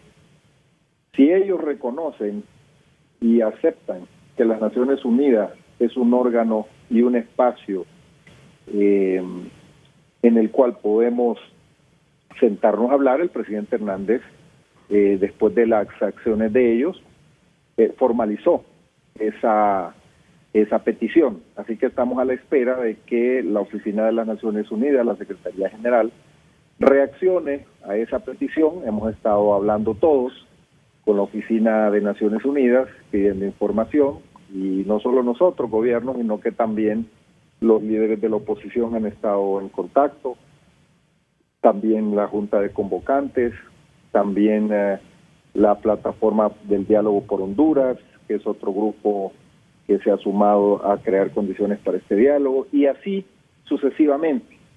Pero también quiero reafirmar otro elemento, Renato. Vea usted cómo el presidente Hernández está abierto a dialogar, y yo lo he visto en reuniones privadas cómo se ha sentado con algunas personas que están totalmente en contra de su pensamiento, de sus propuestas, y que se lo dicen. El presidente Hernández escucha y asume compromisos, porque nosotros reconocemos la fuerza de la oposición como fuerza política. No lo desconocemos, no los ninguneamos, los reconocemos, y también reconocemos que el diálogo es el camino para el entendimiento. Así que quiero reafirmar, en este momento el presidente Hernández está integrando el gabinete con las personas que él considera que son idóneas para lograr los objetivos y las promesas que él hizo en la campaña electoral al pueblo hondureño. Nosotros esperamos que del diálogo salgan otras propuestas. ¿Cuáles son? Hay que hablarlas, hay que discutirlas. Pero sí quisiera reafirmar que no hay una postura intransigente, al contrario, es activa, y tan activa es que él anda haciendo reuniones con diferentes actores, con todos. La gente no se da cuenta, a veces como el presidente no sale, la gente cree que está en otras actividades. El presidente está trabajando por el diálogo, está buscando las avenidas. Y yo les decía a los amigos que están ahí en la reunión que sostuvieron con el presidente, que el gobierno, el presidente Hernández y el gobierno no han tenido una actitud pasiva. Es decir, no estamos esperando que las cosas sucedan o que alguien haga las tareas. Estamos buscando esos acercamientos y mostrando en la medida de nuestras posibilidades las avenidas, los puentes, las puertas abiertas para poder dialogar. El presidente Hernández en su toma de posesión fue bastante franco. En torno a sus aspiraciones políticas, yo quiero enfatizarlo, como lo ha dicho él, no va a aspirar a ninguna... el presidente Hernández no va a aspirar nuevamente a una reelección. Es una vez, aquí en este gobierno, si Dios así lo permite, termina su gestión y se dará lugar a otro gobierno, el que el pueblo hondureño elige, en otras condiciones.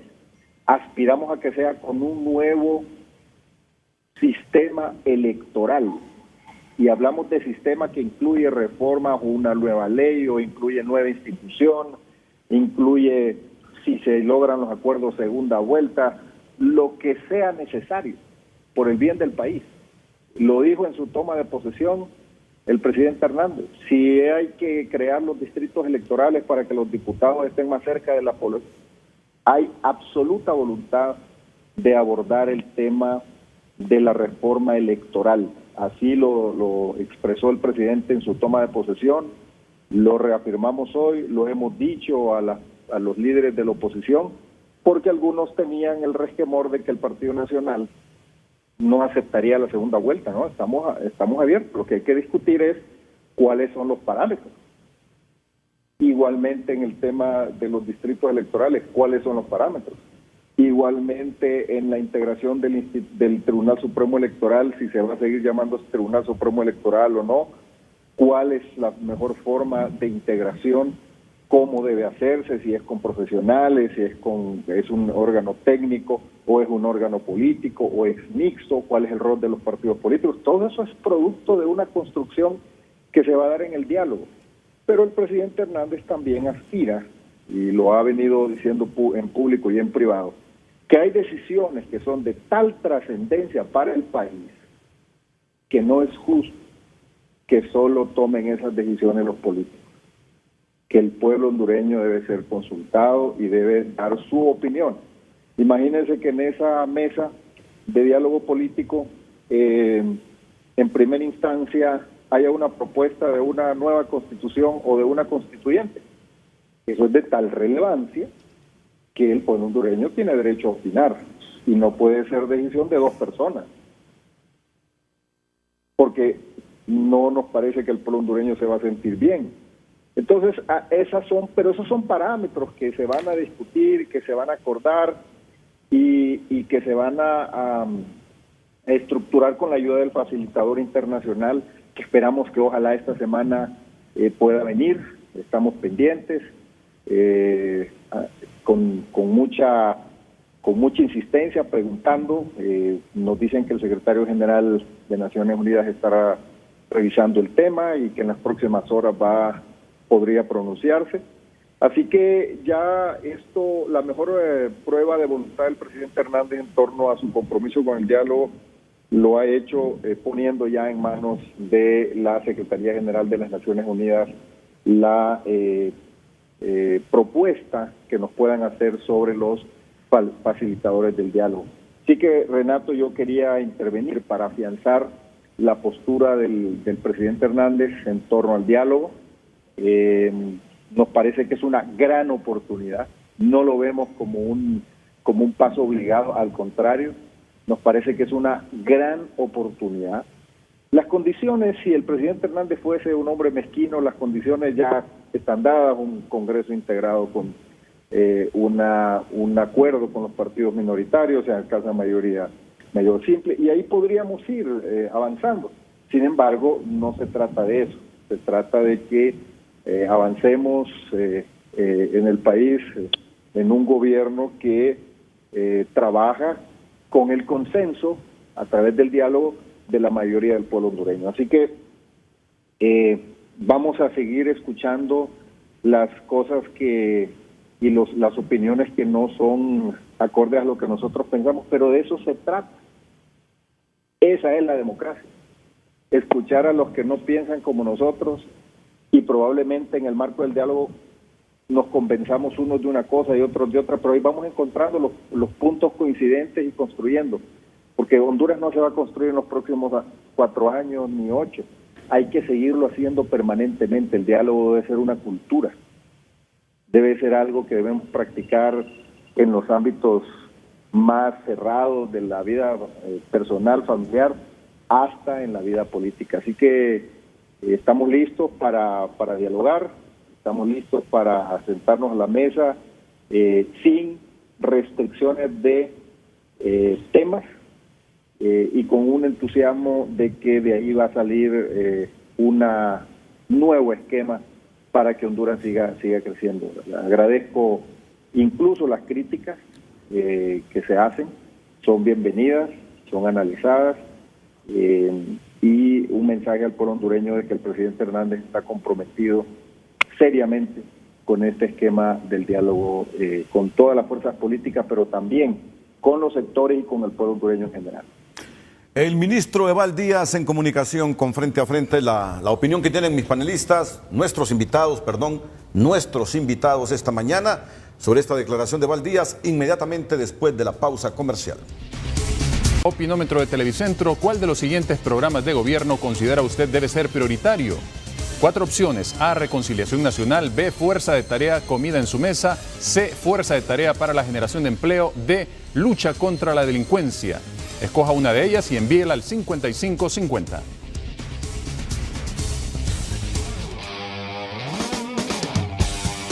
Servicio especial de Televicentro a través de la plataforma satelital Waze, orientando por dónde debe circular para que pueda llegar muy puntual a sus labores, a sus actividades de esta mañana de lunes. Estamos observando algunas alertas de tráfico vehicular muy cerca de Comayagüela, al final del Boulevard Económica Europea. Observamos Colonia La Primavera, Bajos del Country, estos sectores están ligeros, despejados en este momento, lo mismo algunas calles y avenidas de Comayagüela. Ahora movemos la plataforma hacia el centro de la capital y también encontramos pues tránsito ligero en estos puntos. Ha mejorado la avenida La Paz, el Paseo del Manchén. Estos sectores estaban altamente congestionados hace algunos minutos y ahora conforme nos acercamos a las 9 de la mañana la condición es mejor. Residencial Loma Alta, estos puntos también pues están mejorando. Todavía tenemos alertas de tráfico vehicular sobre el Boulevard Centroamérica, cerca del Cerrito de la Felicidad. En San Pedro Sula hay bastantes alertas de tránsito a lo largo de la avenida Circunvalación y algunos bulevares que ustedes están observando. Tal es el caso del Boulevard del Norte, que tiene también un fuerte congestionamiento a la altura del puente del Río Blanco. Así que tomen en cuenta estas alertas de tránsito vehicular, pero hay notoria mejoría en varios puntos de la capital de la República y de San Pedro Sula. Continuamos con Frente a Frente y las valoraciones en la recta final del programa. Sí. Bueno, valoraciones ya finales de lo que ha dicho Eval Díaz y el compromiso del presidente de la República en relación al país que tenemos en este momento, el diálogo nacional y los puntos de acuerdo, don Efraín Díaz. Sí, bueno, en efecto, pues creo que lo que el licenciado Eval Díaz nos manifestó es muy parecido a lo que escuchamos del presidente, digamos, en la reunión que tuvimos con él.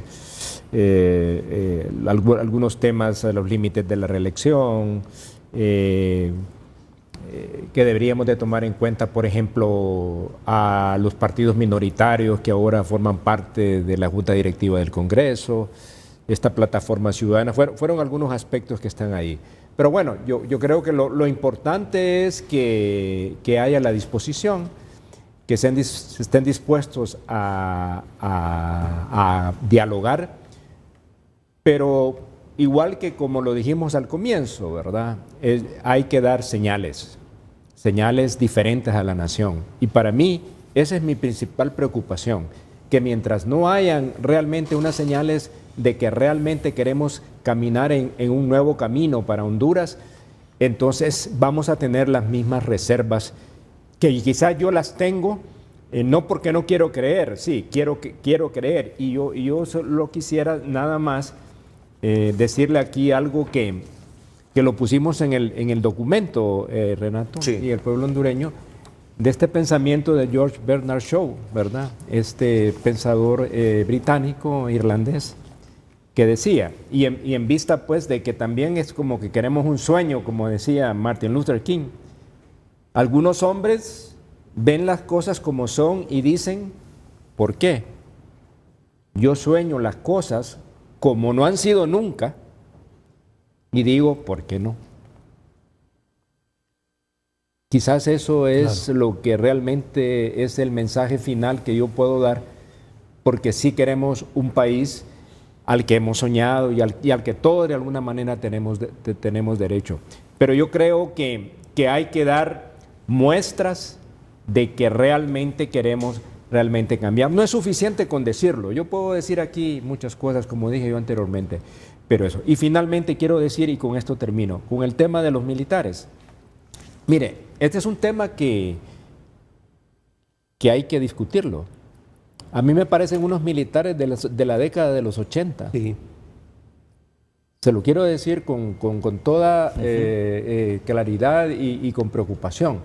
Es un militarismo muy casi a la vuelta de los años 80. Peor.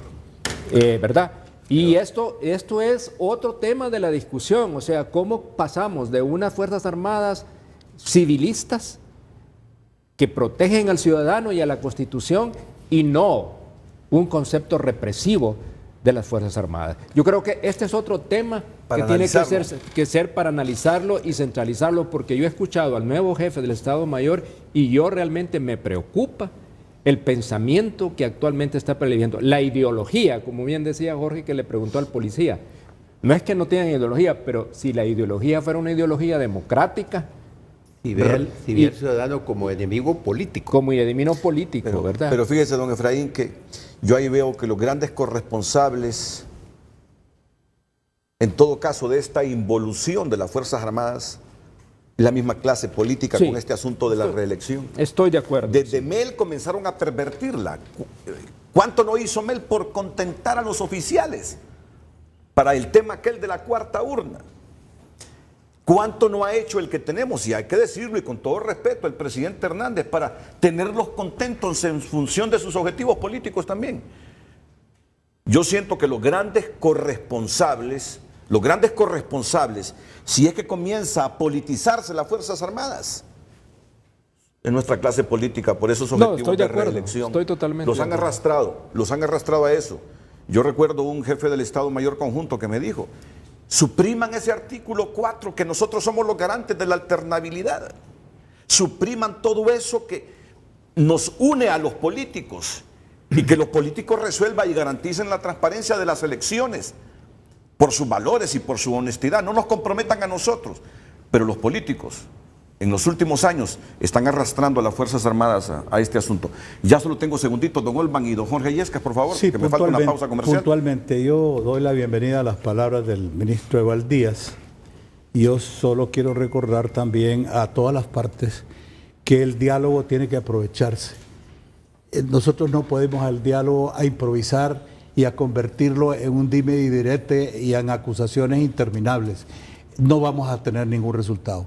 Yo creo que a estas alturas ya cada una de las partes tiene que tener en concreto, en blanco y negro, qué es lo que pretende aportar al diálogo, qué es lo que pretende aportar para transformar el país, para tratar de recobrar el sosiego, sin estar pensando que a estas alturas el presidente de la República va a decir: bueno, miren, es cierto, yo aparentemente gané o gané de verdad, porque nadie sabe la verdad, como dice Efraín, y entonces aquí está la presidencia, vamos a ver qué hacemos. Eso no va a pasar. Entonces lo importante es cómo resolvemos esta crisis para apaciguar los ánimos y que el país recupere la vista. Y otra cosa es, la gobernabilidad no se alcanza distribuyendo el poder como pizzas. Miren lo que pasó en el Congreso. Se dice, se incorporan tantos partidos y se le dan 3 puestos contra una mayoría mecánica de 11, y ahora hay como 17 vicepresidentes alternos. Eso es ridículo, absurdo. Y las instituciones del Estado, agreguémosle otro. Y agreguémosle más gente. Entonces, ¿quiénes son los únicos que terminan al final con beneficios? Las personas que reciben, no, el que recibe el chequecito mensualmente en el puestito que lo pusieron. Pero ¿hubo aportación para transformar el país? Ninguna. Gracias, don Olman. Don Jorge. Quiero referirme a la intervención de don Eval Díaz. Indudablemente él representa, y sus palabras son exactamente en representación de don Juan Orlando Hernández. Y quiero rescatar algo muy importante, que es algo que ha pedido la Alianza, es que los acuerdos sean de cumplimiento obligatorio. Y eso lo ha señalado él. Me parece que eso es importantísimo por también el mensaje que dio uno de las personas que participaron. Cuando se habla de un diálogo masivo, donde se incluye a medio mundo, no hay diálogo. Eso es atrasar los acuerdos. El diálogo aquí es político, entre los políticos. Es puro político. Y las partes involucradas es don Juan Orlando y la Alianza. Entonces ahí está el diálogo. Así ha sido en Colombia, así ha sido en Guatemala, así ha sido en El Salvador, ha sido en todas partes. Y la participación popular se hace a través de otro mecanismo que es el referéndum. Entonces ahí no participan representantes del pueblo, sino que participa el pueblo. Entonces el referéndum puede tener 5, 10, 20, 30 puntos, los que sean, y eso es lo que va, ahí es la mayor participación de la población. Entonces los acuerdos, si es necesario, hay que ir a un referéndum, o cuando se proyectan leyes hay que ir a un plebiscito, ¿verdad? Entonces, para que realmente tengamos la expresión del pueblo. Bueno, en las próximas horas podríamos conocer el nombre o los nombres de esa comisión exploradora para el diálogo político nacional de la Organización de las Naciones Unidas. La última pausa. Bueno, el tiempo se nos ha terminado. Muchas gracias, don Efraín. Muchas gracias.